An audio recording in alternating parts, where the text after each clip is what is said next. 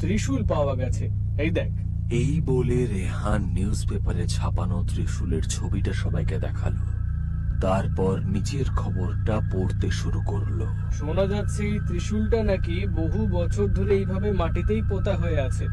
আর পাশের গ্রামের লোকজন বলছে ডাকিনী নামে নাকি কোনো প্রেতাত্মা জঙ্গলে ঘুরে বেড়ায়, আর ওর জন্যই নাকি ত্রিশূলটা ওখানে রাখা হয়েছে। আর এই ত্রিশূলের জন্যই নাকি ডাকিনী জঙ্গল থেকে বাইরে বেরোতে পারে না, কিন্তু রাতে নাকি ও খাওয়ার জন্য শিকার খুঁজতে বেরোয়। তাহলে কি এটা শোনার পর তোর আউট হাউসে যাওয়ার প্ল্যানটা ক্যান্সেল করছিস নাকি? আরে না ভাই, এইবারে তো বরং আসল খেলা হবে।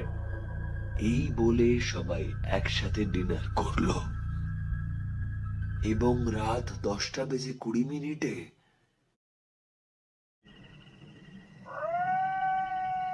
ওদের গাড়িটা ঘন জঙ্গলের মধ্যে দিয়ে এগিয়ে যাচ্ছিল।